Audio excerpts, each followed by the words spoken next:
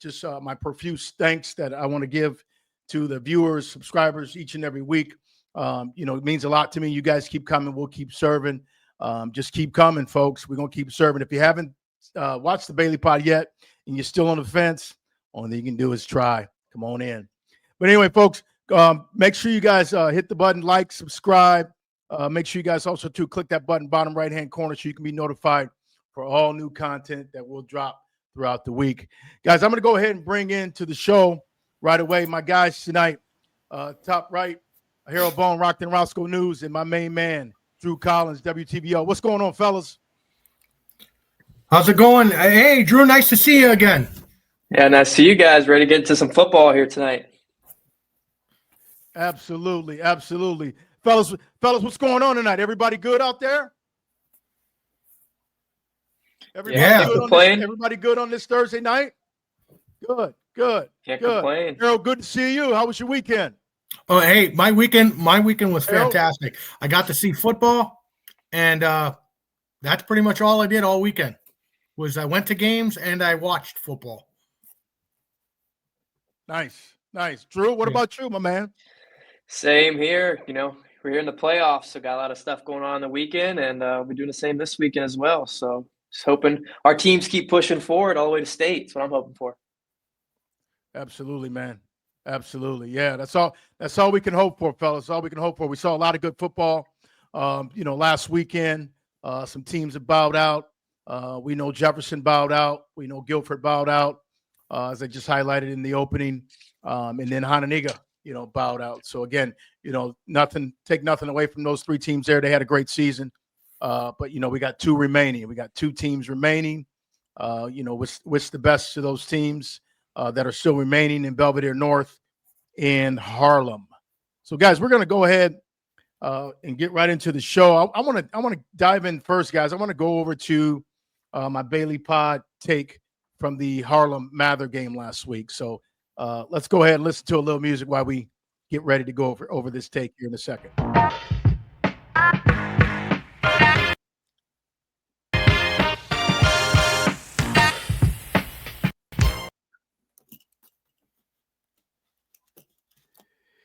Yeah, fellas, I was at this one. This one was it's going to be hard for me to give a take. It was a rough game to watch, to say the least. Harlem played well. They came out and did what they should have done, which was destroy Mather, which in the fashion that they did. Only thing I'm going to say about this game, guys, is as we get ready for the playoffs, and you see, week in and week out, the competition gets tougher and tougher and tougher. You just hope that, your teams that you're coaching, they learn from their mistakes and they can move on and get ready for the next opponent the following week. My only downfall with Harlem, destroying Mather in the fashion that they did, I don't think Harlem learned anything.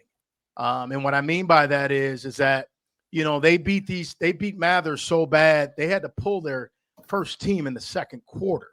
So with that being said, now as they get set and they get ready here for the second round and they face Central, who's a damn good program, they're going to face a little bit more challenging competition. And I don't know if Mather, in my opinion, Mather prepared Harlem for the matchup this weekend as I thought that they would. Again, taking nothing away from Harlem. A W is a W. They can't help who they drew in the first round here. But guys, just looking at the way Harlem handled this Mather program, it wasn't even funny. I mean, it was that bad. I think Harlem probably thought that they were playing, a junior high team. I mean, that's how bad Mather was. And again, no slight to Mather, but Mather should not have been on that field on Friday night, going up against a really damn good football team as Harlem. Again, you can't help who these teams draw, but I'm looking at it from a different lens, and I'm saying, okay, to myself, okay, what did Harlem learn this in week one that's going to actually prepare them and set them up to be able to overcome adversity if they see it this weekend against Burlington Central? Tougher competition that they'll see in a team like a Burlington Central that they didn't see in Mather. So again, my take's short. Again, the W's a W. Congratulations to Harlem. They did it in the fashion they should have done it in. Mather shouldn't have scored a point. I mean, that's how bad Mather was. But again, my concern, how did that set Harlem up for this next game against Burlington Central? Well, I think, Tim, I think if we would talk to Coach Morrow, he'd talk about the fact that game built confidence and positive energy moving forward. They ran for 250 some yards. They scored 5 touchdowns. Fawcett threw another 2 touchdowns on offense. The defense just absolutely shut down Mather beginning to end in that football game.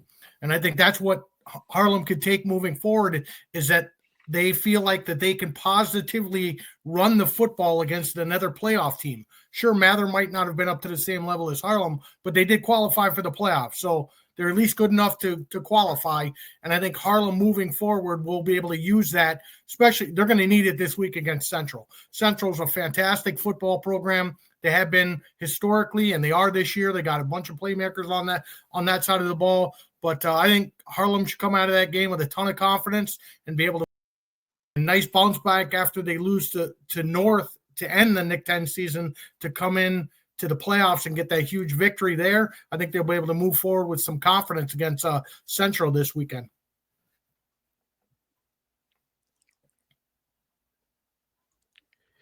Yeah, Drew, what about you? I mean, I know you probably saw some clips, but what's your thoughts on, when a team goes in, they annihilate a team in the first round, like Harlem did Mather, and you get ready for your second round or your third round or your fourth round, when those games come up. But as it relates to the second round, Harlem now moves on and they play a really damn good football team in Central.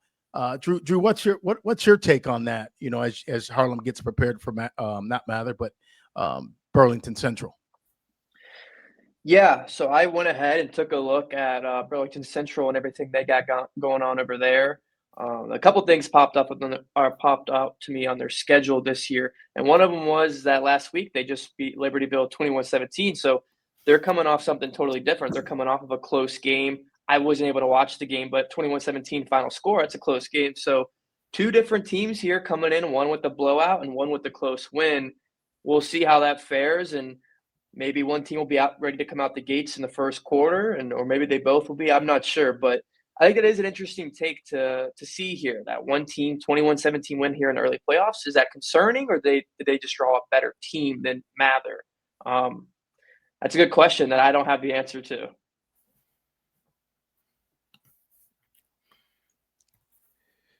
Yeah, I just like I just stated, guys, I just think that, looking at the first round and saying to myself, okay, as a head coach, what did my team glean from this game? How good are we at this juncture? I guess that's what I'm getting at. How good are we at this juncture? I think that's the question Harlem probably, left that field with on Friday night. How good are we? Mather wasn't good. Mather probably couldn't have beat any team in our league. If you saw the game, I think a lot of people would agree. But I think going forward, I think Harlem just needs to really play really tough football. This weekend as they travel over to Burlington. Again, a W is a W. This time of the year. But Harold, you hit it spot on. So like Drew as you did as well. But you can't help who you draw. Only thing you can do is just really prepare, for the next game and say, okay, we didn't play a great team in week 1. We know the competition is going to get, a little bit more stiffer as the weeks progress, and just move on. Harold, would you agree? Yeah, I would absolutely agree. I actually like this matchup for Harlem because the biggest thing that Central does really well is they have a passing game that's they're almost at 1,800 yards for the season from what I could find. And they scored a touchdown within the last minute through the air. And what does Harlem do really good defensively? They stop passing games because they got the 2 best corners as a combo, I'd say anywhere in the northern Illinois area. Including Rockford all the way to the suburbs of Chicago. They have the best secondary there. I think that they're going to match up really well with Central. If Noah Crandall and that front 4 can get some pressure on the quarterback, I think they can do some damage against Central. I think this is a great matchup for Harlem. Some of the other games in this level 2 or second round, I don't think they would have been as good of a matchup. what they learned from last week. I don't know that they're going to be able to take a lot of that forward other than the confidence that they know, hey, now we can run the football against a playoff team and be able to move forward with that.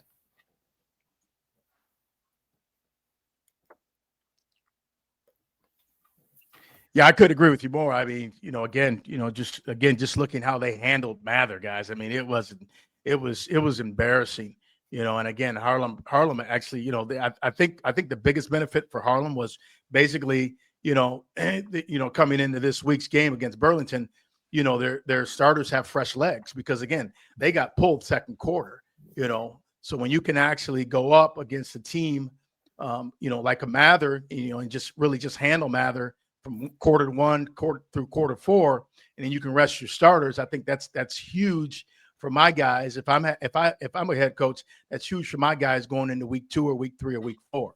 Harold, would you agree? Yeah, I would think so. If you can get rest at this point in the season and get the victory, that's obviously that can only be a feather in your cap moving forward.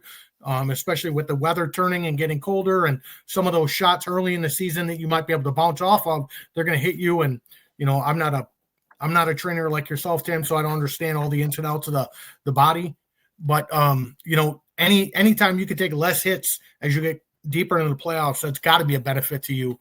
And the fact that they got to play at home, I think, is another big win for Harlem. There, they got to showcase themselves in front of their whole home crowd.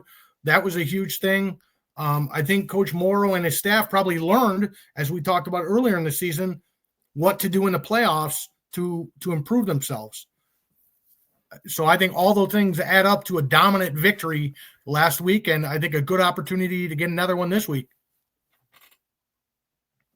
Yeah, I would definitely agree with you on that. Again, Burlington Central, we know is no slouch. But again, I don't mean to be so repetitive, but I just think that, I would have rather had a somewhat of a game. Yes, I want the W, but I need to see right now, how good are we in the playoffs, and again, Harlem doesn't really get that opportunity to see that until, this weekend. So do you, but Tim, do you think then that there was maybe a misseeding for Mather then? Do you think they were maybe seated too high then? Or do you think Harlem was seated too low? I think personally, I think Harlem was just seated too low. I think Harlem should have been seated higher, in my estimation. Again, a W is a W. I'm pretty sure again, they're probably okay with how they were seated, because now, again, if you look at the schedule, I mean, as I watch film on Burlington, I think Harlem matches up well with Burlington, guys. I really do. I think they have a shot. Burlington's big up front. They're very physical up front as well. But looking at Harlem's skills and looking at Burlington's skills, I got to give Harlem the nod, in that realm there. Yeah, I agree with you. And like Harold said earlier, pointing out, okay, this team throws the ball. Well, who's going to be the corners out there? Talking Jackson Cook, LeBron McClellan, and then Noah Crandall on the D line. I agree. The playmakers, the athletes, the position players, that could really be what this one comes down to. Right. Yeah, I totally agree. I think we're all on the same page here. We all feel like this is a great matchup for Harlem. I think they got a great shot to move on, but when the lights go on Friday night, maybe Central will come and play. I mean, I know they have a first-year quarterback there that's played really well the second half of the season. And they do have some talent. Obviously, they come from a great conference, and they historically they're a really good, strong program. But I just feel like Harlem has the momentum. And look, they did lose to North at the last game in the Nick 10 conference, but they competed their butts off in that game. I really feel like I watched that game last Sunday. Well, yeah, the last Sunday I watched it. I felt like they really competed well in that football game, and they learned something from that loss. If you can learn from a loss, I think they learned something that they needed to take their game up to another level. Now, I think if you talk to a Mather fan, they probably took it up tenfold, but I just feel like that there's so many things pointing in the direction of Harlem playing well in this game against Central. And, the fact that they have to go on the road, that stinks a little bit, but I don't think it's really going to bother them all that much because it does look like the weather. I haven't looked at the forecast in the last day or so, but looks like the forecast is going to be okay from that aspect. And the running game, Harlem's going to have a lot of positive energy behind them. The fact that they ran for 250 yards last week. We can't undersell that enough. When you guys may not have played offensive line. I'm slow and I was fat in high school. Like you get that momentum and you feel good, you're going to push harder and you're going to know, hey, I did it once before, I can do it again. And with the talent that they have in the backfield, and if you move Cook there, I mean, Broom, they got so many guys in the backfield. I think that they're going to have I don't think it's going to be a blowout, but I think they got a very, very good opportunity to win this football game and move on. And Harold, one thing I would agree. I would agree with you. Go ahead, Drew. Yeah, I was just gonna say, Harold hinted at one thing here that I think we should talk about for on the side of Burlington Central. The competition they played in the conference. So they beat Cary Grove 10-7. I think it was early on in the year. Cary Grove beat B North last year 42-7. Obviously, that was last year. Two different teams this year. But that's something to keep eye out. They're 9-1. Their only loss was the Prairie Ridge. A lot of people compared Prairie Ridge as one of the best teams in the entire state. Mm-hmm. So, I'm looking at competition versus competition here, and I think Burlington Central has probably played the better teams in the state. Absolutely. I would agree. I would have to agree with you, Drew. Absolutely. Absolutely. Yes, they have. Again, Prairie Ridge is no slouch. They're a powerhouse, always has been, and again, looking at what Burlington Central was able to do through the season, nothing short of sensational. I mean, they really scored a lot of points this year. They held their opponents to some really low yards here as I'm looking here on my notes. Again, the big question is, what type of Harlem team is going to show up on Saturday evening over there at Burlington.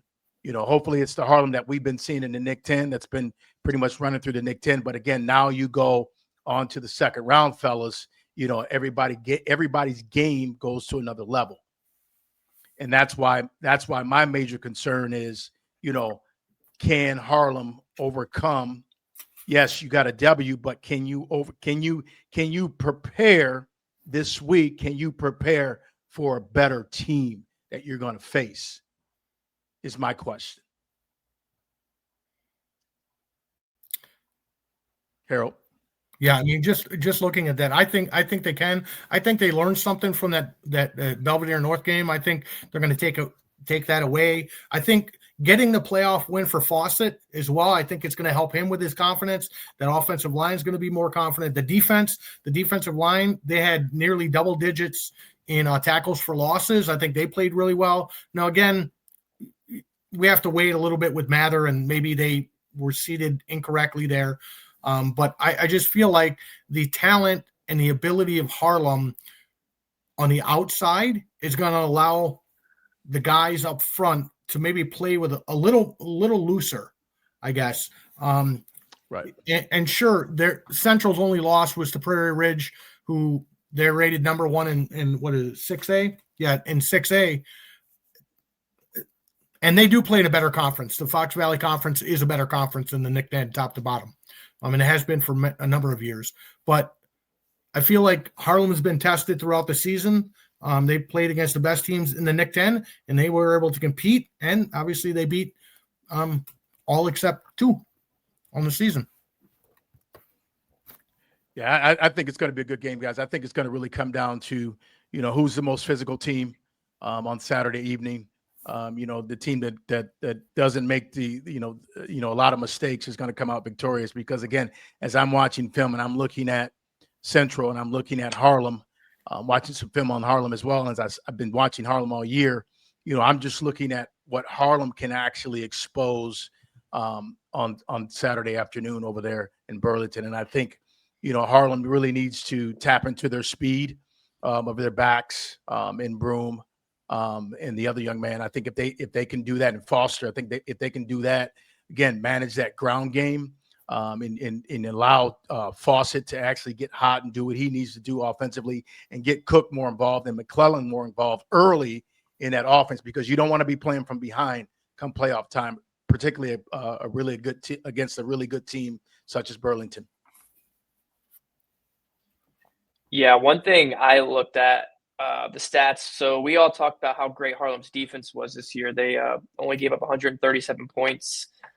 Burlington's only given up 104. So if we're saying that they played the better, they had the tougher schedule and they gave up fewer points, they must have a pretty good defense from the numbers. But Harlem's offense almost put up 400 points. They put up 388. So. Right. Yeah.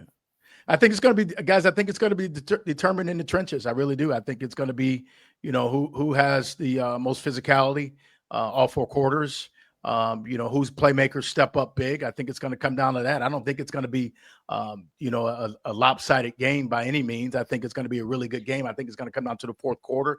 It's going to come down to the team who wants it the most. I mean, this is an opportunity for guys to move on, get close to that state game or get to that state game. So, Harlem's got, that first W underneath their belt. Now they're trying to punch their ticket. Hopefully they can get a victory, over at Central on Saturday, and they can punch their ticket to the 3rd round. Yeah, I wouldn't be surprised in this one if early they don't test Cook on the outside because they don't know of his reputation. I think last week Mather, they couldn't do anything, so they didn't really test him. I'd be surprised if Central doesn't test him at some point in that game. And Jackson Cook, look, he's going to be up to the test, and he'll take another one to the house if they throw it in his direction. He's just that good of a player. Yeah, it's going to take a concerted effort from all their playmakers. And again, hopefully those guys, they show up and they can, show out, so to speak. But again, not to repeat myself so much, but again, it's going to come down to really who actually controls the LOS. The winner's going to walk away from this game. Guys, let's keep moving forward. Last weekend also too, we had another Nick 10 team, the Jefferson Jayhawks travel to Brother Rice. Drew, you can probably speak a little bit more to this one than I can. I haven't seen any film on Jefferson, but I know you were there. I see the score 57-0. Guys, I guess my big question is, we saw what Jefferson did, in the Nick 10. They made some strides. They hung in there with teams. We didn't see running clocks as we've seen in the past with Jefferson, which was a really, really good thing that we didn't see that with the Jayhawks. Speaks testament to their progression over the last few years. Guys, was this an eye-opener for the Jayhawks? Drew, I'll start with you. I don't think so. I don't think it was. I think this was a confidence booster for the program. They could have lost 100-0. I think the fact that they, 32 years to get to the playoffs, you go there, sure, you get a bad draw, Brother Rice. Brother Rice, everybody knows how good they are. They have some incredibly talented, some of the best players in the state. One of the sophomores is a sophomore 5-star. That's ridiculous. But I don't think so. I think this was motivation to say, hey, guys, this is the standard now. Let's get to the playoffs, but let's not get 5 wins. Next year, let's get 6 or 7 or 8. Continue to go from there and then get better seeding, get better placement. Is it an eye-opener at the top of the conference how good some of these teams are? Sure, but if they can win more games in 5, they can draw a better seed and not play Brother Rice in the first round. So absolutely, I think there's definitely some positive to take away from this. Right, and I guess it still remains to be seen. How good is Jefferson going to be? Moving forward in 2026 and in 2026. So remains to be seen. But I think I hear you, Drew. I'm in agreement with you. I think that seed's been planted. I think, these kids have gotten a taste of some playoff football, and hopefully, Coach can continue to galvanize that program as he's done in the last few years. But it remains to be seen what's going to actually happen here going forward after this 2025 season has ended. Harold? Oh, I fully agree. And I just want to point this out. Hey, Drew, last week, Coach Kaz gave you a shout out for picking them. So that's a big one there. I agree with Drew 100% when he says it doesn't matter what the score was. Drew's getting paid under the table. Hey, no, that's not true. Let's be real. NIL's a thing. NIL's a thing. Right. Just Right. going back to Well, last year. Drew, I used to on go our to show, Kansas. I mean, I was just gonna say, going back to last year when I first moved here, and I started going to all the schools, and I didn't, really know which schools were the cream of the crop and which schools weren't. But I saw what Coach Kazaza was building, and I know, I did with some research that Jefferson was a really bad program, didn't make playoffs 30 years, and I saw what they were building. I saw what Kazaza was doing, and the interest of the players that were starting to maybe transfer to Jefferson or continue to build on what they're doing. I was like, I just think they're trending in the right direction. In the beginning of this year, I picked them to be the top 5 team. I was the only one, no Scott or Tim, just me.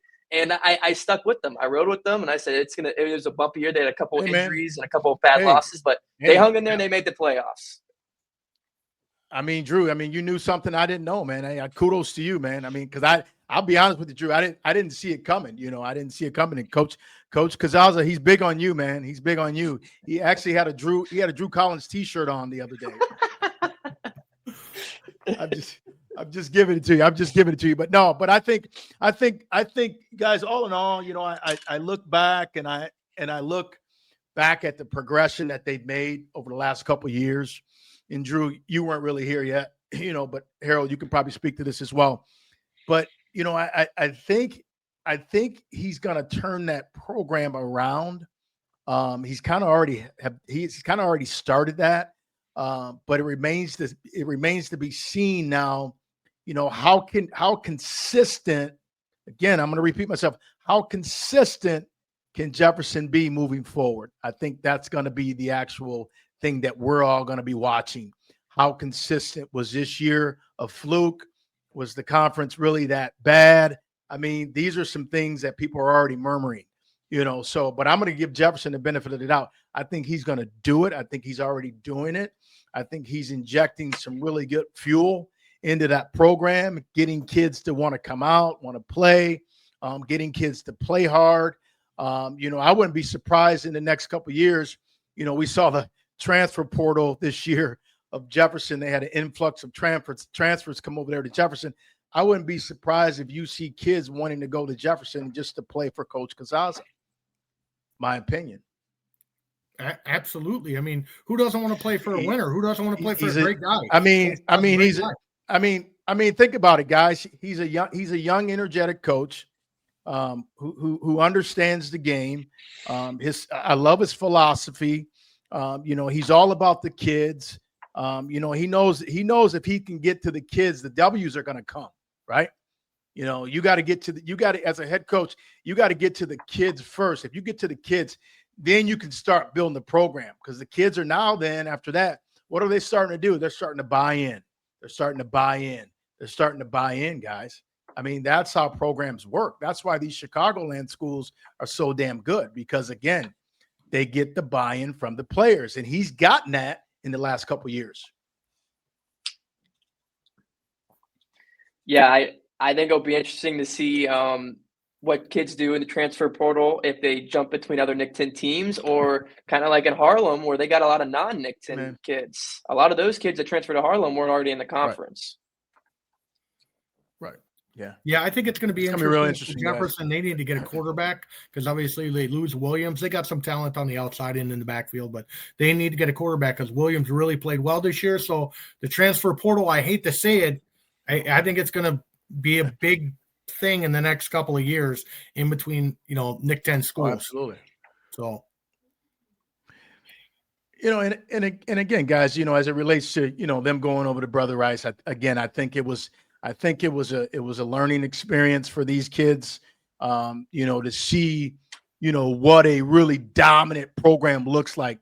Jefferson, if you really want to be a dominant program, as you say you do, well, then we gotta be able to come out and show up against these guys. And I think they saw that, okay, we're not ready to be that program yet, but let's get ready to get back and get in our off season and work toward that goal of becoming a really damn good program. I have to say, go ahead, Drew. Go ahead. I was just going to say, I got to the game early. I had to leave the game early because we had to get back for the show in time. But look, you could tell right away the size of the kids in warm-ups, how this game was going to go.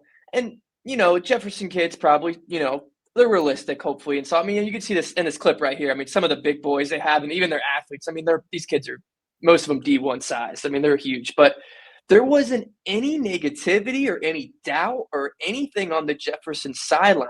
Everybody was happy to be there. Everybody was pumped up. Mike Townsend came over to me after the coin toss, gave me a fist bump.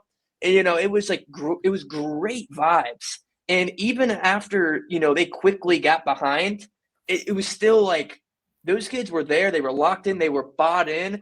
And any program to see that at a high school level it's something Right. super positive. Not every program has.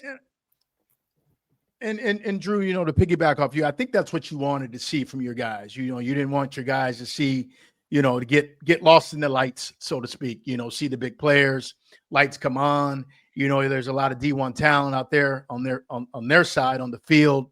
You don't get starstruck, so to speak. You come out and you just put your best foot forward and you just compete. And I think if anything that Jefferson probably learned from this, guys. Again, this is just me surmising. I think what they probably learned was that, okay, particularly the underclassmen, okay, we understand what a damn good football team looks like. Now, let's enjoy this moment. Let's relish this. We may not come out on top tonight, but let's relish this moment and use this as motivation going into 2026. Yeah, Tim, last week, Coach Kaz talked about a couple of things. He knew it was going to be a battle for them to be in the game. So we know that he's honest and realistic, and he's got a ton of integrity, and he brings energy to everything that they do, competing in the weight room, competing in the offseason, practice. That's only things that you can build on when you're trying to change the whole mindset of a community and a program. And that's what Kaz is doing. He's flipping the whole script on what Jefferson football was for 30 years to now in year 32, they're in the playoffs. Now he's got to work on sustaining that and taking it to another level. And I think they got the right guy for the job. Absolutely. I mean, I'll just say it. I think they got the right guy for the job. I agree. Congrats to the Jayhawks, guys. We're going to go ahead and continue to move on. Let's go over to Hononegah. Let's talk about Hononegah a little bit. Drew, I know I don't have you long, but I want to get through some things here with you before we bring our main man Ben Bucher along in the show with us tonight. Hononegah, beat by Nazareth. Round one, obviously Nazareth won the game 42-13. I believe, Harold, you attended this game. Is that correct? I did. Were you at this game? And the Nazareth Academy University. And I think we kind of alluded to it last week when we were on the show. We said, if the Hononegah team that played against Belvidere shows up, they'll probably get ran out of the building, and I think that probably happened. Was this the outcome, guys, that we all expected, or did we expect Harlem to go? Did we expect Hononegah to go in and at least try to compete? I'll start with you, Harold. Well, Tim, I would say they definitely competed. Just the one thing I made note of with Nazareth is they took advantage of every opportunity to get it over Hononegah when it came to turnovers, penalties, missed assignments, kicking the ball in the wrong direction if you're punting it or kicking it off. Nazareth Academy seemed to have the right guy in the right place, and they took it all the way back. Even when they tried, a fake punt inside their 5-yard line, they were a yard shorter getting the first down. I mean, it just seemed like everything that could go right went right. And I'll say this about Nazareth Academy. Their first team was fantastic.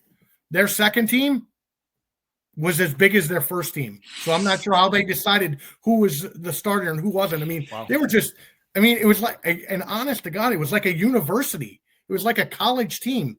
Like the first guy went out, okay, we'll just bring another guy that's as big as him and might be faster in to play it. I don't know where they get these kids. I don't know how they do it. And I called it the university because that was a running joke with the Hononegah fans that I was hanging out with. They called it Nazareth Academy University because you walk there and they have all kinds of buildings. They have a dormitory. It's right within a community. They got baseball field, beautiful soccer facility. I know a JJ McCarthy building is going up or something like that. I mean, it's a whole different level of commitment in football. Right. I don't know how to say it any other way. And I think, guys, I think Hananiga kind of probably knew that, they were in for a game, playing against a dominant program like a Nazareth, a well-respected, renowned program as a Nazareth. A ton of D1 commits. Nazareth's been a really damn good football team for years. My thing is that, we all know us three sitting here on this panel, we all know that, Hananiga really underperformed this year. And I think, Harold, I think you would agree. They underperformed. I think, I had Hananiga in my top three, top four on our show in the overtime. I think I picked Hananiga at 3 or 4. I'm not sure Drew what I picked them as, but I know they were in my top 5, and for them not to even finish, from our list on our show here on the Bailey Pod last week, they were not in our top 5, Harold. Yeah, they were just outside there at 6. So yeah, I agree. I don't think that they, performed to their standard level. And because they had some missing pieces, some pieces that weren't there. And going into the game against Nazareth Academy, 3-time state champion, they knew realistically they would have to play beyond a perfect game to win that game. But I'll tell you one thing, those kids, they competed their butts off. Even when they were down 42-0, they still competed. And you didn't, sometimes in games like that, you'll see kids do personal fouls. They'll say something, they'll yell each other on the sideline. I know we've mentioned this a couple times. Not one kid that I see do that. They competed the whole game. They were very respectful of the fact that they were there. All the coaches mentioned that to me as well, that, they were very proud of the way that their team reacted, because that's not a score that we normally see a Hananiga football team or any team in the Nick 10 get put on them. But that sometimes you just have to tip your cap and say, you're better than us right now. And that's what happened. Right. Well, again, just to see Hananiga, halftime, I believe it was 42-0. Hananiga came back out, made some things happen, but I'm assuming, Harold, you can tell me a little bit better, but did they go to their backups, Nazareth, in the second half? They did. After halftime, they didn't play any. Well, they played a couple of their defensive starters, but for the most part, I would say probably, 17 or 18 of their starters were out of the game. Their first team, so this game players were there. So this game could have. So you're saying this game could have really gotten out of hand? Is that what you're saying? It very much could have gotten out of hand. Absolutely. If Nazareth wanted to, they probably could have put. I don't want to speak disrespectfully, but a lot more points on the scoreboard. For sure. They just. Yeah. Guys. It's just a great football program they got going on there. Right. Yeah. It's unfortunate, again, just the teams that Hananiga's had in the past, and I'll be real quick so we can move on to our next part of the show. But, just looking back, over the last 2 to 3 decades and just looking at the teams that Hananiga has had and the type of productivity of those teams, this is probably one of those teams, probably one of the worst teams I've seen of Hananiga in over 3 to 4 decades. And I've been around the Nick 10 forever, but in terms of just talent wise, you just really didn't see the talent, as I think, Harold, you alluded to earlier. The talent wasn't there this year. And hopefully, they have a phenomenal offseason. They get back and, hopefully they can get back into that, that top 2, top 3 conversation in the Nick 10 in 2026. Yeah, they definitely have a young sophomore that came up and played in that game. He competed tremendously well, had a nice punt return, had a nice long run. Mueller, he's a sophomore running back, defensive back. He played really well, so I'd expect and he's got some speed and some wiggle to him, so expect to hear from him in the next couple of years. Yeah, sure. Guys, let's go ahead and continue to move on. Let's get to our next team, the Guilford Vikings. I caught some film on this. Drew, I know you shot this game over the weekend. Guilford, looks like Guilford was down second quarter, 22-0. Made some big plays in the second half. But, again, when you're playing a powerhouse, Chicago St. Rita, and you got a home game, you got to close the door on this one. So I was pretty disappointed in Guilford's performance. And I actually thought Guilford could actually, go pretty far this year in the playoffs. But Drew, I'm going to ask you this question. Where did things go wrong on Saturday for the Vikings? Things went wrong on the very first drive. Unfortunately for Guilford, they had a pick six on their very first offensive play. Weber threw a check down to one of the other players, and it tipped off his glove or somebody's glove, and it went the other way for six. So that's how they started, and it was just felt like they were just trying to crawl back ever since. Yeah, here's the play right here. If that's how you start, that's really, really tough to crawl back from, and that just was kind of the name of the game here. They were just playing catch up. Second quarter offense just still couldn't get going. And at halftime, they found themselves trailing by, I think, 3 scores at least. Now, the second half, they rallied. I was really impressed with the way they came out of halftime. They rallied. Their backs were to the wall. They knew this was their season on the line, and they ended up putting some points on in the second half. Keyshawn Taylor was a menace on both sides of the ball. He played incredible.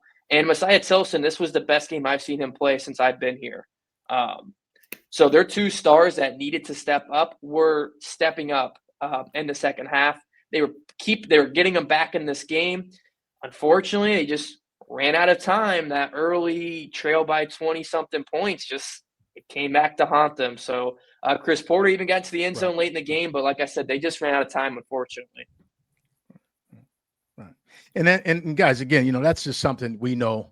You can't do in the playoffs. You got a home game. You got an opportunity to actually, beat a real damn good football team in St. Rita. They come to your house. They beat you last year, smacked you around. You had an opportunity to really take care of business in week 1 and move on to the second round. But I was just really disappointed in the performance on Saturday over there at Guilford. I again, guys, I had Guilford winning this one. I really did. If you look at the playmakers, Drew, and you can actually attest to this, if you look at the playmakers on the field, I think Guilford was right there, in terms of talent. Guilford was right there, but again, come playoff football, particularly playoff football, can't turn the damn ball over. You can't turn the damn ball over, and that's just it. And I think that's what killed Guilford was just they had a slew of turnovers that they just couldn't bounce back from.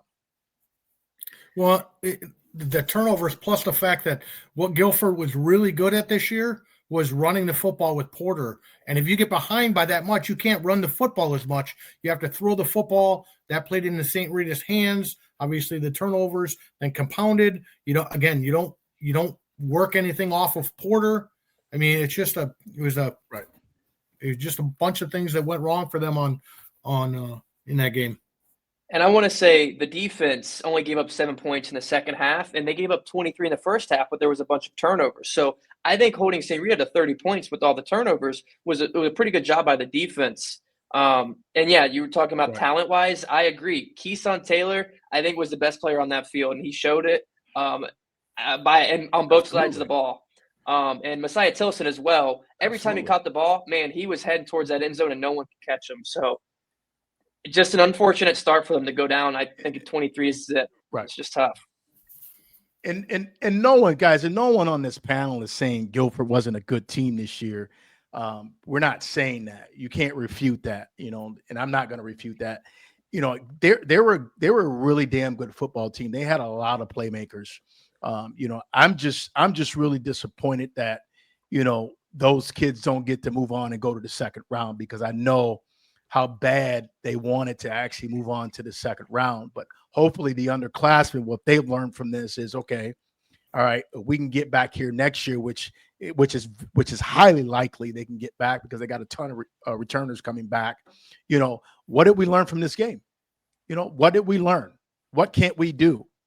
And what pops in my head right away is we can't turn the damn ball over. We got to execute at a high level against a damn good football team such as St. Rita.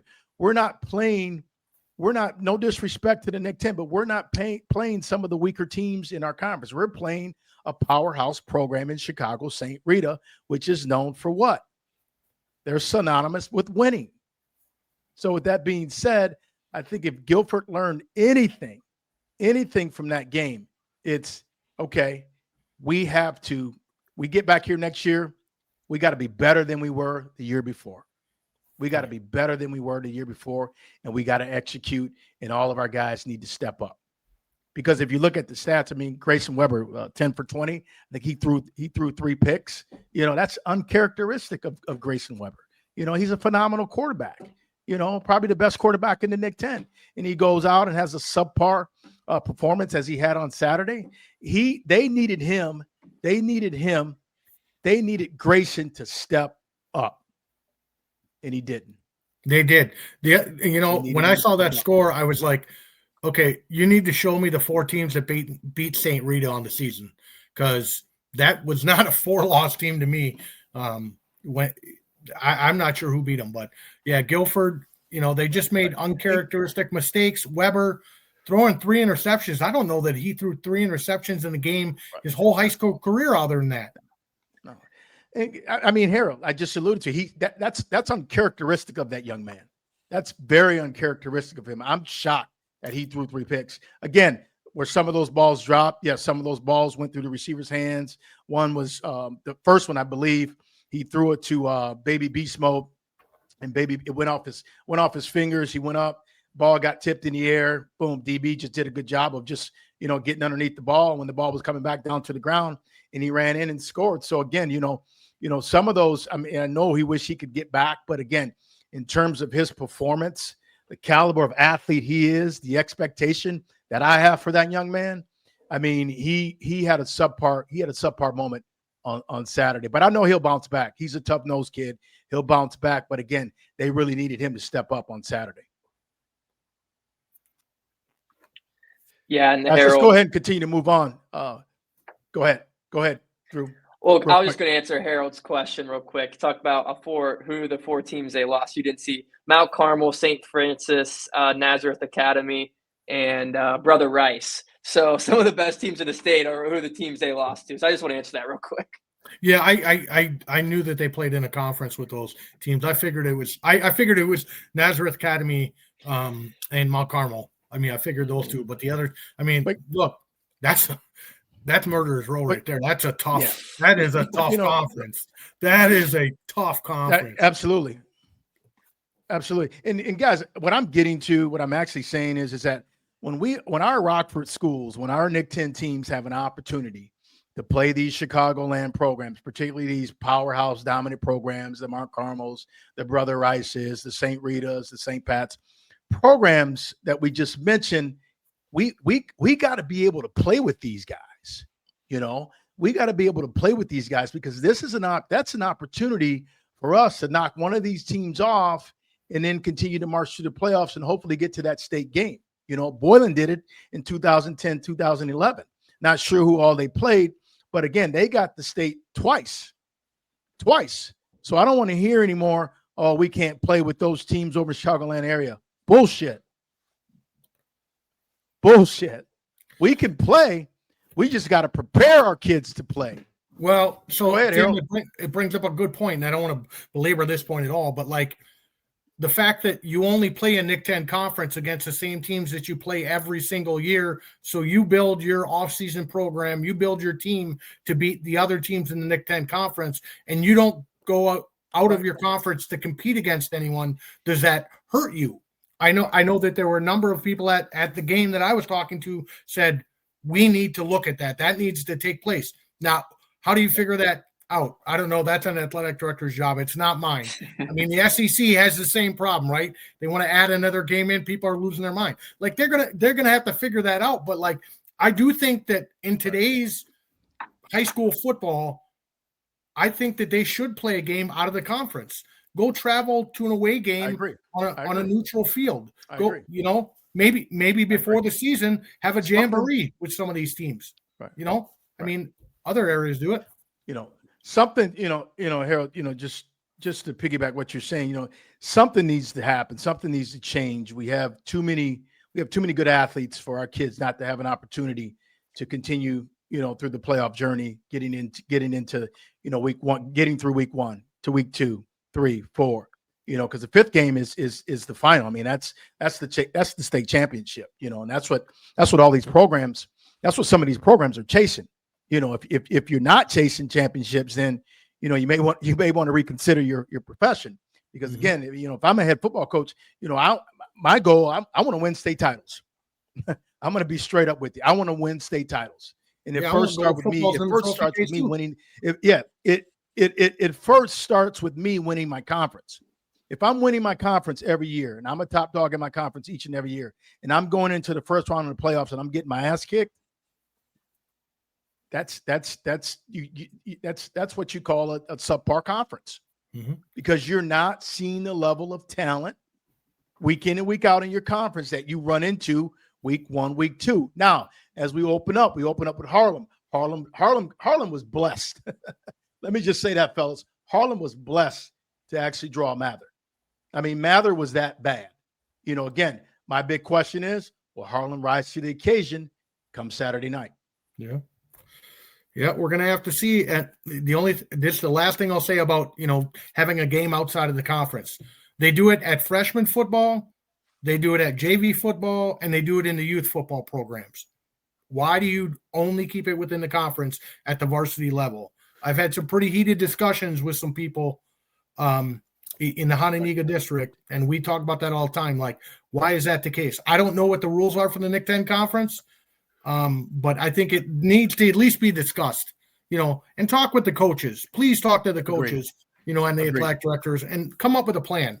Maybe it doesn't make sense for whatever logistical and budgetary reasons, but I think it's something that you need to look at, because, look, you got to look at it for sure. You got to look at it. Yep. You got to look at it. Guys, we're going to go ahead and continue to move forward. We got our guest waiting on us. One of my favorite players to watch. Man, he's this kid's blockbuster. He does a lot for his team. Last 3 years, he's been on varsity, just ripping the league up. He definitely could have played in my day. I'm glad he didn't. But without further ado, Belvidere North, Ben Bucher. Ben, what's happening, my man? Nothing much. I'm doing good. How are you guys? Fantastic. Good to see you, Ben. Good, man. Good to see you, man. Hey, congrats on winning the NIC-10 outright, number one. I followed you guys all season. I thought you guys had a phenomenal season. Thought you guys had a shot to win it all, and you did that. So, again, congrats on winning the NIC-10 title. Ben, I want to get into, just ask you a few questions. I know you guys are coming off a big victory last weekend, and as you guys get ready for, I believe, Kaneland Knights this weekend, I want to talk a little bit about last week's preparation leading up to, your first round game, and you guys came out of that, unscathed, blew the doors wide open. I believe you guys had about 5 different guys, that actually reached the end zone. What was your mindset going into week 1? And then also too, where are you guys now compared to week 1? I mean, we don't take any team lightly. So, I mean, we go into every week with the same mindset. I mean, we just got to get the win, do our job, and execute. And so, I mean, we definitely learned a lot from that game. I mean, we have a lot to clean up. Special teams wise, I mean, we were leaving a lot of yards out there. They had some big returns against us. So we definitely have a lot to clean up everywhere. But, I mean, we know what we have to do, and we just have to execute week by week. Ben, talk about prep for me, this week. You guys, again, coming up that big victory, from last year's loss to Cary Grove. Each week, you probably saw competition get better and better and better and better. With your experience, what are some things that you're saying to some of the young guys? I know you guys have some young guys on offense and on defense, not many. But how are you actually upperclassmen, you seniors, particularly you, and Roman and Bucci, how are you guys bringing those guys along through practice this week? I mean, we're just we're doing our usual stuff, usual business week by week. But I mean, like I said earlier, I mean, some of the younger guys kind of goof off a little bit, or I mean, like think it might be easy just because they're not getting as much play time as us. But I mean, us older guys, we know what it's like. And so, I mean, we try to set the standard with practicing hard and like showing what you got to do to, I mean, win conference. So, I mean, when we're not here next year, we want them to know how to carry themselves, show how to be a leader, and kind of just do what you have to do to win. So, Ben, you guys played Kaneland last year in the playoffs and were unable to get a victory, 35-20. They're a little bit different this year. Do you see some similarities to their team last year to this year, or do you guys look at it kind of like it's a whole new team this year? What we did against them last year isn't going to work this year, or do you guys just do what you do and you're just going to do it a little better? I mean, we definitely see some similarities from last year. I mean, pass heavy. I mean, we know we have to stay on top as DBs and not allow big plays. But I mean, it's a whole new team this year, and I mean, we're a whole new team also. So I mean, we're definitely preparing differently this year than last year. But I mean, we have a lot of consistencies staying the same. Yeah, and Ben, I think you guys, when you win games, it's through the trenches. You guys, that's such an important, vital lifeline to your guys' offensive game plan. So coming into this game, business as usual with that, when you get down there, how do you approach that in this one? I mean, we definitely have to get our runs up the middle working. I mean, just our short game kind of sets up a lot of our offense. So, I mean, if we're not doing our basic runs, I mean, like our dives and midlines, definitely it'll be a struggle to win. But, I mean, I think we're practicing it enough. We know what to do. It's kind of like our bread and butter. So, I mean, I think if we just do that right and execute, I think we'll be all right.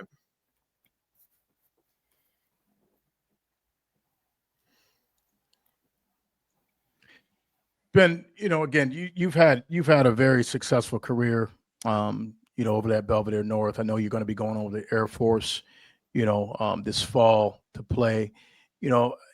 Speak to us just a little bit about, how it was important to you a little bit to get your decision out of the way. I think you committed to Air Force right before the season started, if I'm correct. How important was that to you to get that out of the way so then you can just focus on being Ben Bucher for Belvidere North? I mean, it's definitely very important, but I mean, it just all kind of happened in its place. I mean, I didn't have a set plan to commit before the season, but I mean, I went on visits to Army and Air Force, and I mean, they're both great schools and loved the environment of both. And when I went on my visit to Air Force, I mean, I just kind of knew it was home right then and there, committed on the spot, and it just felt right. I mean, they're running the triple option. Great. I mean, their offense has been doing great this year, and I think it will be a great fit for me to excel in my future. And I mean, it just kind of also takes like some weight off my shoulder with like not having to worry about recruiting as much anymore. And I mean, just focusing on my high school career right now. Yeah, Ben, first of all, congratulations on making your commitment to Air Force, and thank you for making that commitment. And you mentioned Army as well. That's tremendous. My question, I guess, comes a little bit regarding that. So Air Force, why Air Force over, say, I don't know, pick a school, pick another Division I school in Illinois? What was it about Air Force and the beautiful campus that kind of made it feel like home for you? I mean, just kind of their coaches and the people there. I mean, they're very welcoming. I got to eat food at the coach's house and meet a lot of the players. And I mean, I could see myself fitting in right there, and just kind of more reasons why I just loved it there so much. They talked about the education there and kind of the future of your life after the school and the success that it kind of puts you on path for. And I mean, it just all seemed great. And then me and my family all really loved it, and we thought it was a perfect spot for me.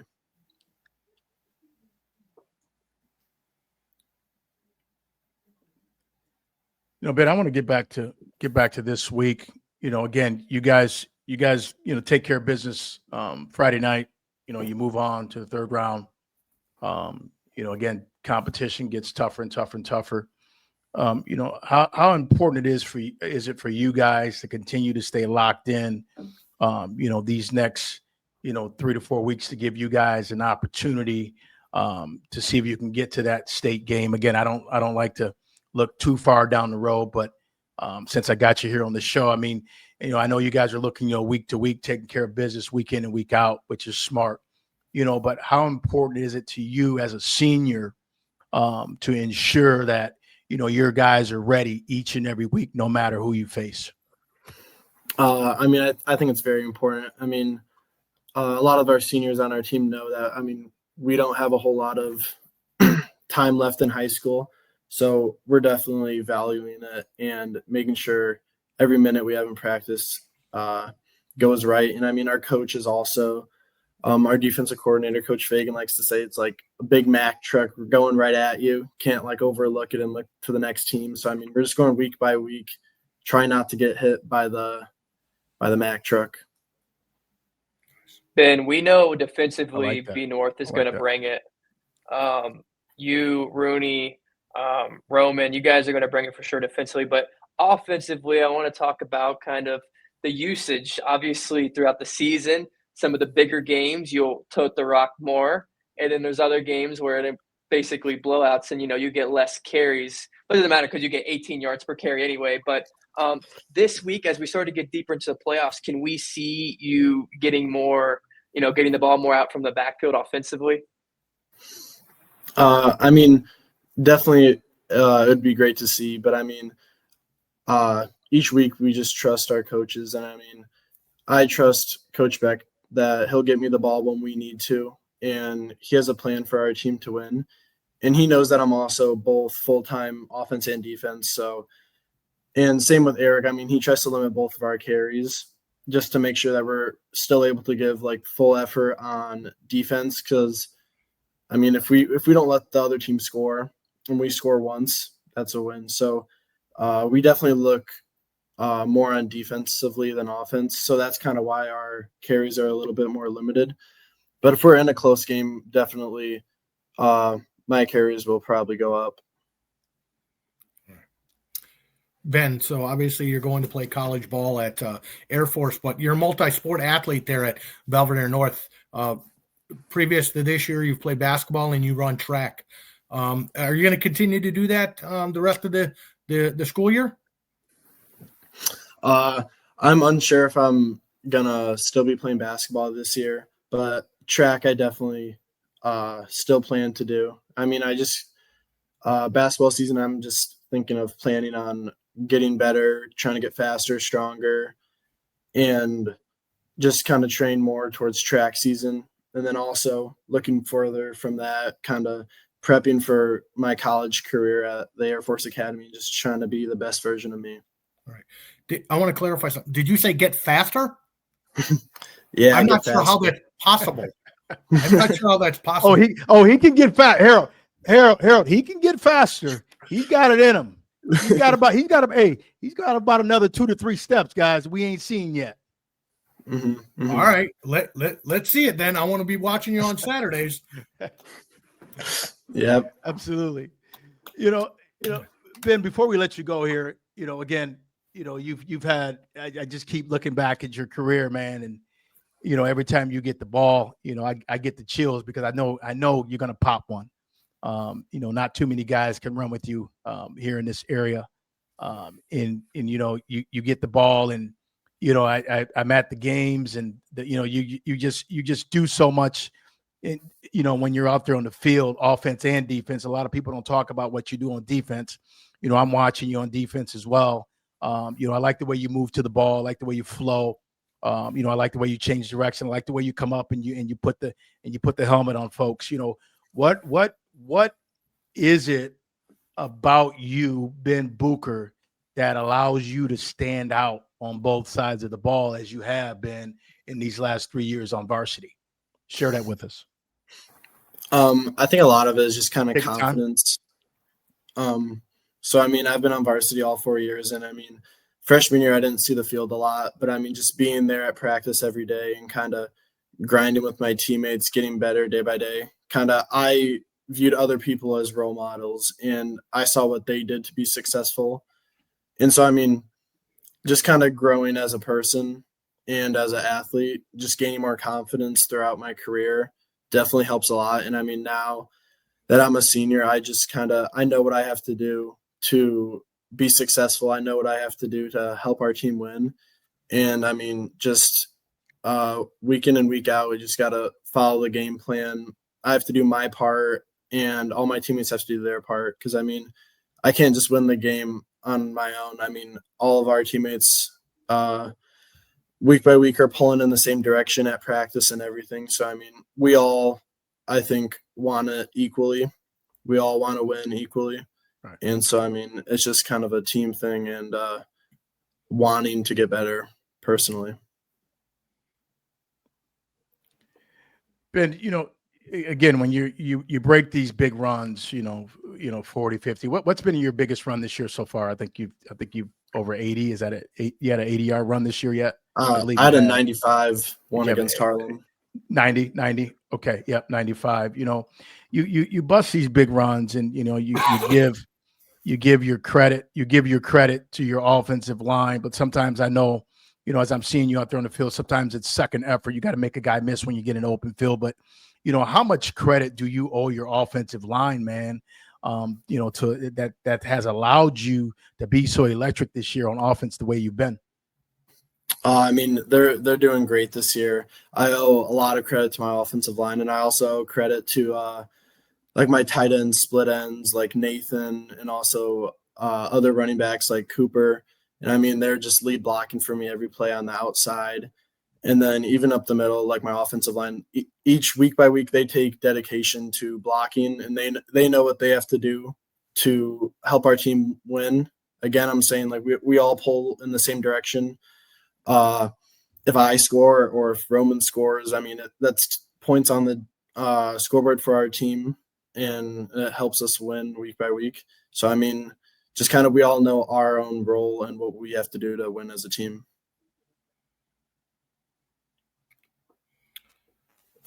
I guess, Ben, I get my question is I've never been out in front of someone and ran away from them. What does that feel like? I did it in a golf cart one time, but that's about as good as I can get, man. I mean, I don't know. It feels great, honestly. I mean, especially just running away from someone into the end zone. I mean, I don't know. I just if I don't have to run through them, I'll just run around them. I mean, just try to use my speed. Ben, what's been the kind of the feelings or the vibes in the locker room with the guys? Guys have to be having some confidence. Nick 10 champs, won a lot of big games. You guys proved that, either won a lot of close games or ran away with a couple games as well. So what's kind of the vibes in the locker room going into the playoffs? The vibes in the locker room are definitely high. I mean, before and after practice, all my teammates are excited to be there, excited to still be playing our season. But I mean, once it's game time, we're all pretty locked in for the game. And I just want to say real quick, did a package on you before the season when you committed, and then another one a few weeks ago with the duo one. Before the season even started, you, Roman, Bucci, everybody said the same thing. They said, this is their senior year. We're going all in. We played with each other for 10 years, and it just seemed like this year meant so much to you guys. So I don't really know if it's even a question, but it just feels like you guys have even it's one thing to say it, but it's another thing to play like it on the field. So it seems like that came to truth. That's not really a question, but more of a statement that I saw 3 months ago, and you guys have still played like it every single week. So that's props to you guys. Yeah, thank you. And I mean, yeah, everything that you're saying is true. I mean, we've played together with each other our whole lives. So I mean, and coming up on our senior year, we came up short last year. I mean, not short, but we tied for conference, and we really wanted it this year to win it outright by ourselves, and especially on our senior year, like it's a great way to end it. What do you think the environment's going to be real quick before we Friday night at Milt Brown? Well, how do you think the stands are going to be Friday night? You should take on Kaneland. I think the stands will definitely be packed. I mean, it'll be a big game for our program, and it'll definitely be a test.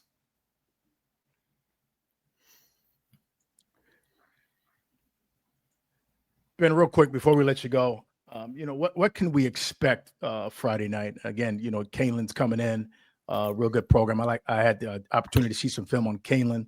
I like some things that they do. They're really physical, big up front. They got some playmakers on both sides of the ball. But what are some things that we can look forward to Belvidere North coming out and displaying when you guys take on Kaneland on Friday night?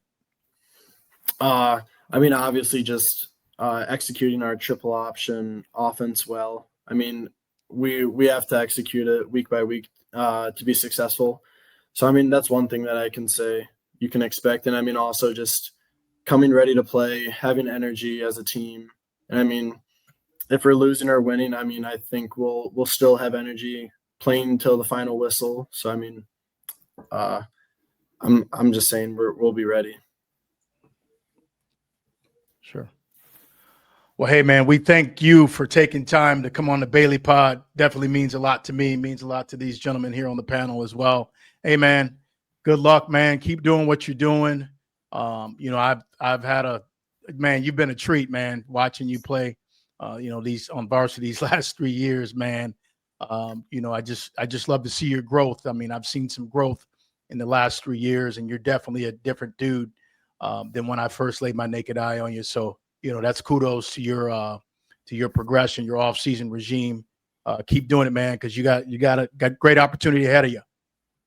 Thank you. I appreciate you guys having me and giving me the opportunity to talk in front of you guys. Thanks, Ben.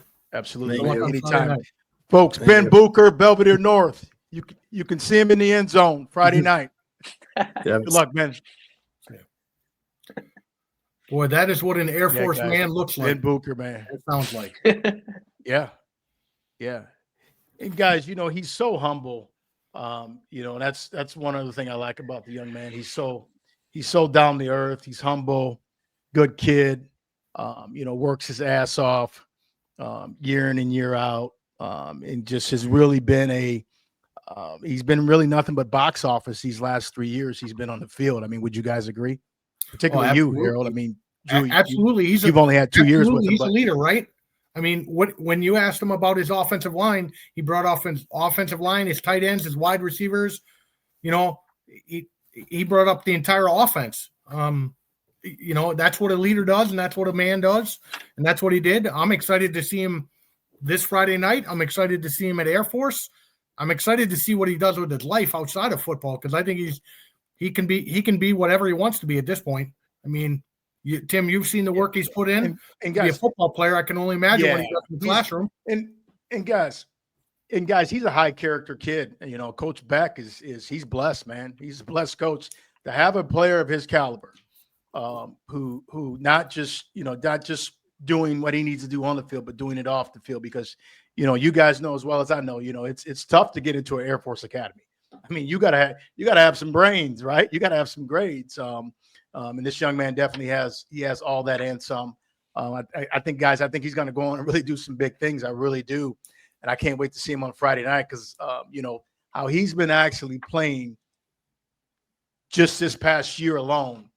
I mean, I said this on the overtime too, Drew. I don't know if you recall this or not, but I said he's probably the most consistent back that we have in our conference right now, and I know we have Porter over at Guilford, who's a monster himself, baby beast mode, but Bucher has been probably the most consistent back. Let me rephrase that. Bucher has been the most successful back in terms of his consistency this year on the field. Would you guys agree with me? Yeah, I mean, I believe he was the MVP last year, right? He was off. Yeah, he's not getting a lot of carries. He's not getting a lot of carries. He only had 3 carries, I believe, this past week, and he had over 80-plus yards, and he reached the end zone. I mean, he's consistent. Every time he gets the ball, it's money in the bank. It's all all this young man does. He just makes deposits, man. He just makes deposits. Yeah, and I love watching him play. That's why I had the one question of, can we see him get the rock a little more this week? Because I know that, Coach Beck does the workload management, because him and Roman also play defense, and they play every defensive play. So those guys are in the whole game. And if they don't need to get the ball because they have a lead, you don't have to give it to them, I guess. It's their theory. Right. Drew, which is smart. I mean, he plays both ways. He plays on both sides of the ball. He's a kick returner. He's a punt returner. I mean, this guy, he's Iron Man. He never comes off the field. So, I'm in favor of what Coach Beck has done over there Ben doesn't need the ball 20, 30 times a game.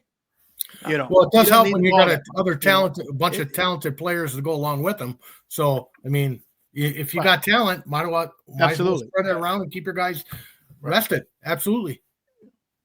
But I'm not saying also too, fellas, I'm not saying that he couldn't be toting the rock 10, 11 times a game. I'm not saying that either. I think that's realistic for a back of his caliber, but I get it, within that system, because if you look at the system, I mean, that's really a fullback system that they run. It's designed for the fullbacks, kind of like back in my days, a long, long time ago, the wing T. I was in a fullbacks offense. Tim, I were would you have wearing loved a to play in leather this helmet at that style time? of offense today. No, Just kidding. I'm older than no, you, so, I'd be wearing. I wasn't. No, but in all seriousness, guys, I mean, you look at his stats, and you look at his opportunities that he's had when he's touched the ball. I mean, he's probably, and I'm surmising, he's probably scored over 90% of the time that he's touched the ball. If not, pretty damn close. I gotta think. That's what I mean. That's what I mean, guys. That's what I mean. That's what I mean. That's what I mean, guys, when I say the most consistent back. We know what to expect every time he gets the damn ball. He can't be stopped. Again, Coach Beck's sleeping real good at night, fellas. He's sleeping real good at night. Gotta be. Got a Bucher on you. You got Ben Bucher. You got the fastest guy in the Nick 10 one of the fastest guys in the Nick 10 on your team. He's showing you week in and week out for the last 3 years. Coach, give me the ball. I'll show you what I'll do. And he's been productive, guys. Nothing can't take any away from Roman and Bucci and the other guys, but Ben's going to Air Force for a reason. Yep. Yeah, exactly right. He's a I think Division I Friday night, I recruit think he has a chance to have another big game against Kaneland because they don't mind allowing guys to get to the outside of the perimeter. At least the first 4 games of the season, they allowed at least 8 outside the tackle box touchdowns. So, I haven't gone through the latter half of the season, but the first half of the season, they struggled to keep guys in the box. So if that's something that they do struggle with, Ben could have a huge game.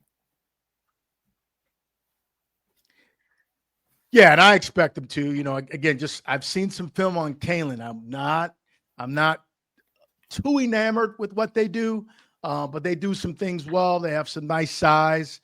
I think it's going to be a good game. I think it's going to be one of their better matchups this year. Than they've had, with some teams in the Nick 10, and then their opponent that they played last week. So I think this is going to be their one of their toughest routes to get to the third round, is what I'm saying.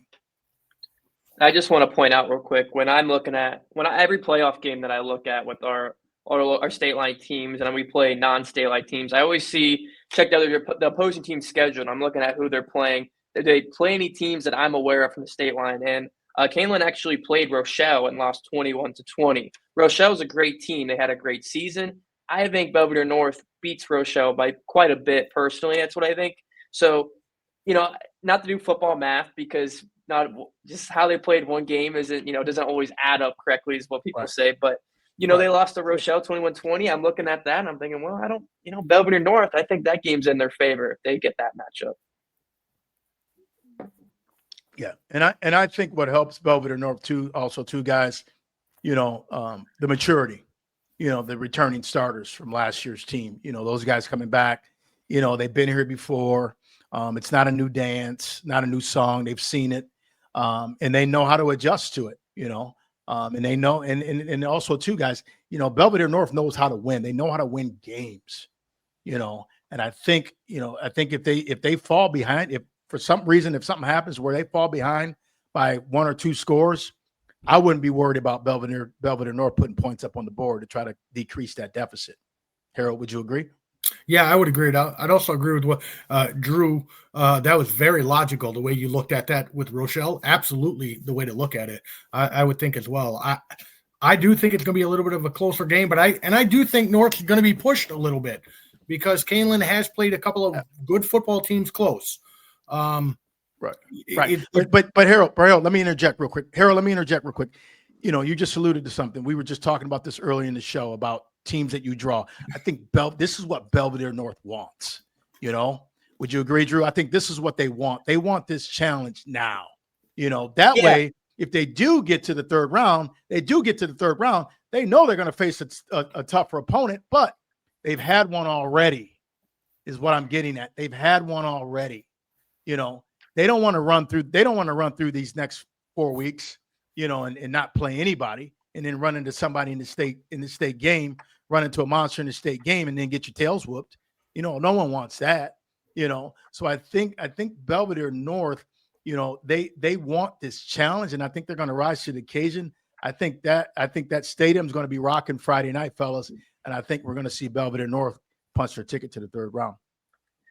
Yeah, and I just want to point out real quick, if they win, they will play the winner of Chicago St. Patrick or Cary Grove, a rematch to the team they lost to last year. So I know if you were to ask them that, they'd be like, "Oh no, we were focusing on this game." But I gotta imagine that game's got to be circled if that's who they get matched up with next week and they win this weekend. Absolutely. Yeah, this team's on a mission, and I wouldn't be surprised if in their text chats or your group chats, I'm sure they're talking about the fact that we hope we get to meet them. We want to take them down. They understand what's on the line this week. They'll be ready to play, but I think they're hoping that they get to pay back Cary Grove for last year's win. Against North. I mean, they're all competitors. Yeah. All of them. I don't care if you talk with Roman or you talk with Ben or you talk with Bucci. They're all competitors just from the conversations that we've had with them. They're all competitors. They want to play against the best. And they know at this point, the mission is to get down to state and take home the gold ball. Yep. Agreed. Well, Drew, hey, man, we're gonna let you go. Harold and I are going to wrap up here in just a second. But, Drew, we're going to let you loose, man. Hey, as always, man, a pleasure having you on, man. You're a knowledgeable young man.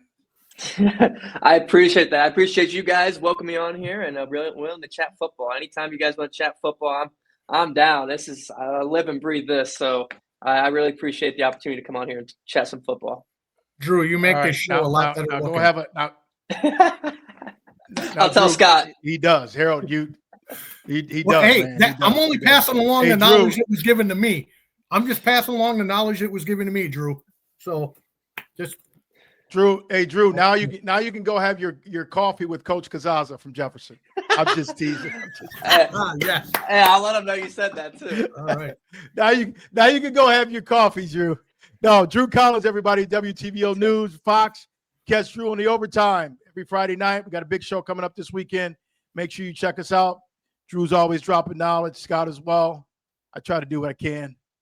Drew, we appreciate you, man. Talk to you soon, buddy. Take care, Drew. Thanks, guys. Drew Collins, everybody. He's a good dude. I like Drew. Drew's very good dude. Yeah, real good guy, man. Real good guy.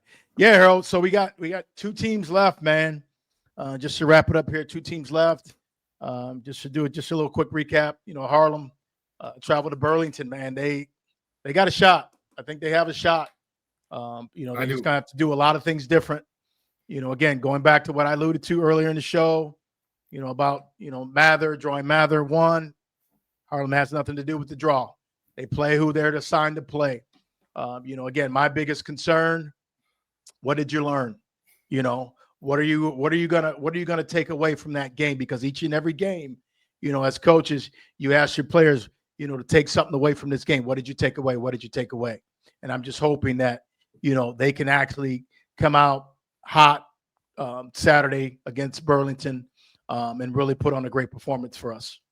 Yeah, well, if they looked at last week's game at all between in Burlington's playoff game, they're going to see a much better team than Mather. I mean, Central does some really nice things. They run more of a spread offense, and they'll run a lot of RPOs because they got a talented athletic quarterback this year, whereas last year they ran the ball a little bit more. But it's a much better team than Mather. Harlem, I really feel like Coach Morrow and his staff, they really gained a lot from last year's playoff loss. I think they're going to be prepared for this one. It's going to be a tough one because they got to go on the road. But, hey, at this point in the season, you don't care where you play or who you play. You got to play them to move on. Right. Yeah. Yeah, Harold, just to close here, I saw some things that Burlington, did. I've had an opportunity to watch some film today, actually. I just don't see Harlem really having a tough time matching up with their playmakers. I don't see McClellan having a tough time matching up with their receivers. I don't see Cook having a tough time matching up with their receivers. I think that's where Harlem actually, that's where they take advantage of their opportunities. Stars rise up, Cook, McClellan, Broom, Foster, Fawcett, all those guys rise up. The tight end, they all come together collectively and they put on a great performance. And they're, again, I think where this game is going to come down to, I think it's going to be determined at the line of scrimmage. I really do. I think it's going to be determined at the line of scrimmage. Burlington does some really good things up front, strong guys, big boys up front. Some bigger boys than what Harlem's accustomed to seeing week in and week out. But I think Harlem's going to be up for the challenge because they know last week, I don't think they really were okay with playing a very, very, very mediocre team in Mather. And now they're going to get their true tests in round 2 here. Yeah, I think Central has 2 wide receivers that aren't too bad. They got one kid who's 6'2", the other one's 5'10", so not overly tall or fast as far as that goes. That's why I think the 2 corners will match up pretty well. I do agree with the breakdown of, the line of scrimmage is what's going to be the telltale sign in this. I think it's going to be Central's offensive line against Harlem's defensive line. I think that's going to be the major matchup. Yeah. If you're going to the game, watch the defensive ends for Harlem, because I think they can get around the end and harass that quarterback, but they got to keep an eye on him because he can run the football. He's a sneaky little runner. He's not an outstanding runner. He's sneaky. He does a good job with the ball in the backfield, which catches him a lot. Yeah, he does. I saw that today. He's got a decent arm. He throws a perimeter ball really well. I like how he gets the ball out. Great velocity. He's an RPO guy. That's what Harlem's going to face this year. They're going to face a good RPO guy. You look back in the conference. You look back in the Nick 10 this past season. You didn't really see that RPO guy. This year you didn't see a lot of guys. Yeah, they can pass it a little bit, but the ability to actually run, escape out of the pocket. I don't think we had anybody within our conference that did that really well this year that Harlem actually ran into. Would you agree? Yeah, I absolutely agree with that. I don't think anybody's a dual threat spread or option quarterback like that. Right. I don't think there's anyone of this caliber of this kid. This kid has played at a couple other. This is his 3rd school in 4 years. So first time he's had the opportunity to play quarterback, and you could tell he's just still learning how to kind of call the game and feel the game out. So I think there's some things that can fluster him if they can get in the backfield and cause some negative plays. I think that Harlem can take advantage of that. Yeah. And like I alluded to earlier in the show, the only good thing about, the Mather game, Harold, this is just on my mind. It's been on my mind for a while. Harlem, they got their players, they should be recovered. They got plenty of rest. Should be no excuse to go out and perform, right? I mean, if you got that kind of rest, if you were able to rest your guys, started the second quarter, about midway through the second quarter, Coach Morrow pulled all of his starters, and then also too, some of his, some of the second team, third team guys, they got some experience. And that's another thing that I forgot to mention earlier in the show. That was a huge benefit for Harlem to get those second team, third team guys, get those guys some reps, because that old saying, you're a sprained ankle away from being a starter. So if one of those number ones goes down, number 2's got to step up. Yeah, and I did see that they brought a lot of sophomores up for the playoff game as well, and they got some of those young guys into the action, and that can only help them moving forward as they play on the varsity level next year. Absolutely. As juniors and seniors. So yeah, I think that's what you have to take out of last week. But any coach and any player will tell you that one's done and over with. Now we need to move forward, and we're focusing because we only got one more night until the game under the Friday night lights. Yep. Agreed. Yeah. Well, Harold, hey, man. Hey, as always, man, thanks for joining the Bailey Pod, man. Definitely means a lot to me. We had a great show tonight. We'll be back next week discussing some more high school Nick 10 football round 3. Hopefully these 2 teams that we just illuminated tonight, Harlem in Belvidere North. Hopefully we're talking about them in a positive light next weekend. Absolutely. Hope everyone comes out to the game on Friday night in Belvidere. And if you're traveling down to the Central game, travel safely there. So, if you're out, say hello to Tim and I. We'd love to say hello to you as well. Absolutely. Harold Bone, everybody, Rockton Roscoe News. Thanks, Harold. Talk to you soon, man. Be safe. Yeah, folks, another great show in the book. Harold Bone, Rockton Roscoe News with us tonight. Drew Collins, who just left the show, WTVO Sports with us tonight. And my main man, Ben Bucher. Belvidere North, big game this week. Kaneland, good luck North. Then Harlem travels to Burlington Central. So good luck to Harlem this week. Guys, get out today or in the next day. And if you haven't done something special for somebody, get out and do it. We're going through some times right now to where, people need help. People need encouraging words. And, right now, our country is at a time where, we all just need to embrace one another, love one another, respect one another, and do everything that we can for one another. Because again, right now, we all need to be able to lean on each other. And if you had a tough day today, always know there's tomorrow, and always know you can always better your best. Guys, thank you for joining the Bailey Pod tonight. Hopefully see everybody next week. Remember to go subscribe, go like Bailey Pod. We hope to see you here again here next week on the show as we cover the Nick 10 high school football playoff segment here on the Bailey Pod. Everybody have a good night.